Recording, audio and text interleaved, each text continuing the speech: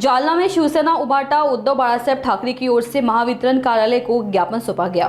नेता भास्कर आंबेडकर के नेतृत्व में दिए गए इस ज्ञापन में अनुचित अधिभार और बढ़े हुए बिजली बिलों की समीक्षा करने की मांग की गई। साथ ही आगामी गणेश उत्सव के दौरान बिजली आपूर्ति सुचारू रखने सहित कुल 11 मांगे रखी गई।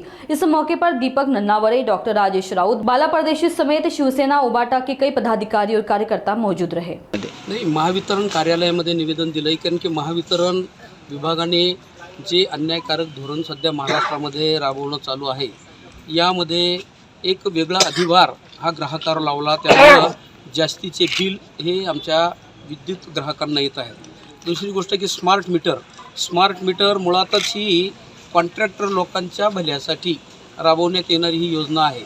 आज अनेकांना मीटर फॉल्टी दाखवून म्हणजे कितीतरी अधिक पटीनं हे वीज आकारणी केल्या जात आहे।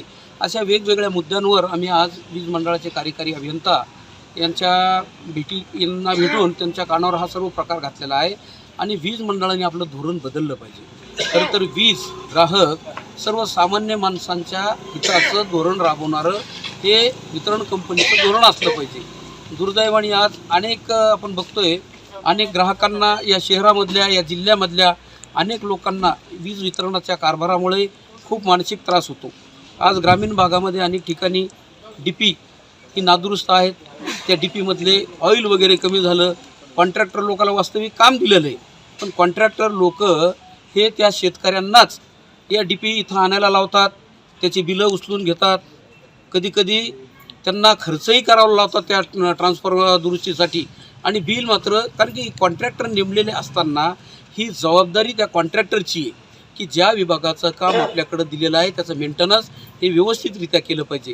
अशा वेगवेगळ्या प्रश्नांवर शहरामध्ये अनेक प्रश्न आहेत आणि विशेष करून वीज बिल जे वाढीव येत आहे त्या अनुषंगाने आम्ही आग्रहपूर्वक आज मंडळाच्या या कार्यालयावर आम्ही निवेदन देऊन मागणी केलेली आहे। पुढची भूमिका काय असणार आहे सर? आता पुढची भूमिका सातत्याने शिवसेनेची एकच भूमिका आहे की जनतेच्या हितासाठी सातत्याने रस्त्यावर उतरायचं, आंदोलनं करायची, अधिकाऱ्यांना घेराव घालून एक दबाव तयार करायचा आणि जनतेची प्रश्न सोडवायची।